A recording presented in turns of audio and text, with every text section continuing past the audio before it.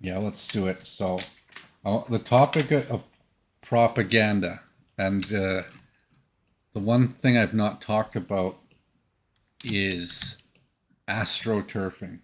Again, Climate Town talks about. He does a video on astroturfing. He has some like real examples of how the oil industry has astroturfed many people into believing that fossil fuels, drill baby drill's a positive thing.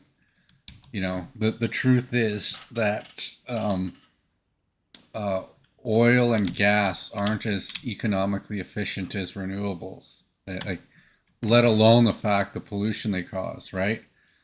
So um, he basically uh, did a presentation of some companies that have people who are advocating uh, the exploration of more fossil fuels. But in reality, the companies are just puppet companies created by the fossil fuel industry, and the people advocating are all made up. And that's because uh, people are like monkey see, monkey do is a real problem in society. That's why marketing and influencers are paid so well, even if they don't really do anything useful. They're the problem with influencers and marketers is if you take the money just to promote something, but you don't actually consider whether you're promoting something positive or negative, you can be a part of the problem. Like if you promote things that are negative because someone paid you a bunch of money, you're part of the problem. Like frankly, don't expect any respect for stuff like that. You could be a multi-millionaire who does this, and you're not going to get respect from a lot of people because you sold your brother out for money essentially. Um, so and the power of marketing and the power of monkey see monkey do is why astroturfing is a legitimate thing. So yeah, astroturfing is the principle of creating a fake company and people, uh, and they try to relate to you. So they'll do you like barbecues? Do you like nice, warm summer days? Do you like all these things? Well, if you do, then you also should encourage more fossil fuel exploration, or you should smoke cigarettes. Like this astroturfing has been happening for a long time. Like Bernays famously got like there was a time when women were not. It was considered not socially acceptable for women to smoke. So Edward Bernays, again, both a pioneer and a scumbag. Okay, um, he was given lots of money to convince people, to convince women to smoke, basically. So he took a portion of that money and he paid some models to hang out in New York City in the latest fashions, and they would smoke, and he would film them and take pictures of them smoking, put it in magazines, and it was just he only had to pay them like for 1 or 2 days of doing this. This wasn't like it's not like the models even made terribly much out of this. They had they known what they were a part of, they might have said no to it. Because essentially, he used these models to convince all women that it's glamorous to smoke and you should smoke too, and it worked. It worked. It was these women were not naturally smoking um, in the streets in New York. They were given the cigarettes and they were instructed what to do. It wasn't like they were like, yeah, why I should be able to smoke whenever I want. That was all made up. That was all astroturfing. There was who on earth would say like this is you got to realize this was a time when women didn't smoke. That'd be like you know I could uh, say crack is great. I love crack. Crack is underrated. You should try crack, right? And if I do that in a believable manner and show some positive side effects to it, it might actually people might start listening to that. Like if I don't point out any of the negative effects, but I think there's so much information out there already that essentially, um, kind of tells you crack's not good. That campaign might not work, but don't get me wrong.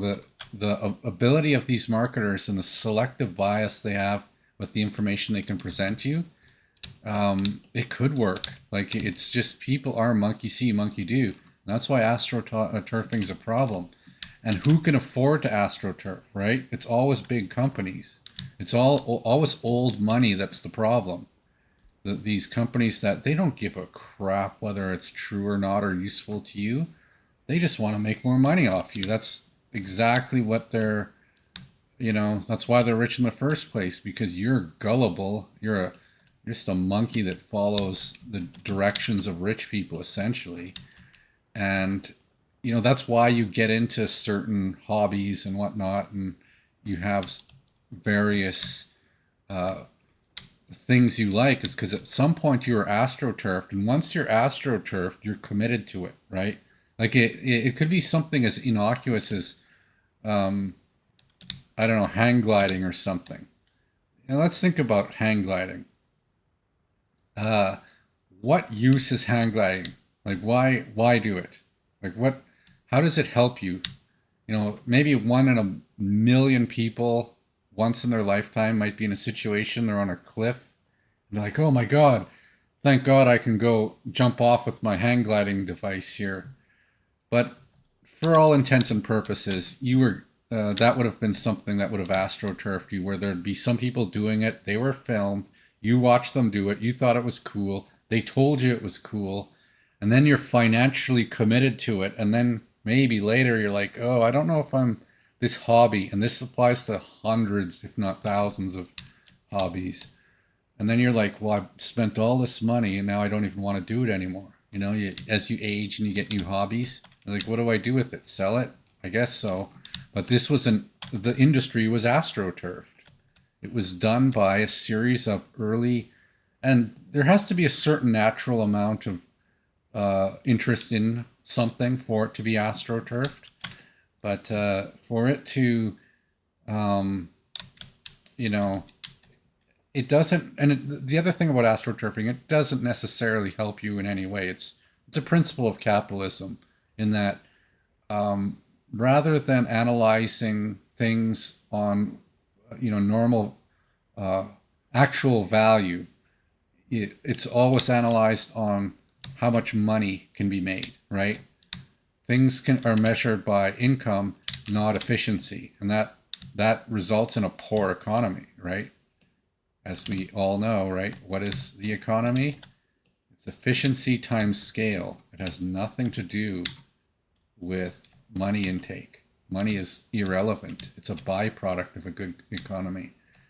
When you sell someone a bunch of hang gliding equipment, um, you deprive them of that money that they could have spent on a machine that, built products, right? Like when you spend that money on machinery that produces like goods, like food or housing or, quicker transportation, um, so be it. But again, one must consider the fun aspect. Like I can't say that it's people, like if you're hang gliding, you're probably enjoying it. At least when you first do it, you probably get an adrenaline rush. Maybe it's a regular thing you do, but you're not contributing to the economy when you're doing that. That's like any kind of entertainment or any kind of self, uh, anything that you do to make yourself enjoy things better. That's that's not a net positive for society. That's actually a net negative because you could be doing something else to help people in theory. I suppose you're not necessarily harming people that much, but you are making people do jobs to make your equipment instead of making stuff other people need. So you are harming society a little bit. You legitimately are. Maybe not a big deal, but it is a side effect. And if you know, again, you were probably astroturfed into it But again, that's about how just about everything gets done nowadays. Is this principle of astroturfing, and it's almost exclusively done by rich and powerful groups of people. Like it can even just be, uh, if you're a popular kid in school and you're dumb, you're the dumb popular kid. And usually, the most popular kid isn't the smartest kid. So it's because you relate best, right? Because that's what partly why you're popular. You should maybe be a little bit more careful on what kind of um, things you try to promote, because you can astroturf people into hobbies and then you're stuck with the consequences, right? Everything, it's the butterfly effect, right? Everything's interconnected.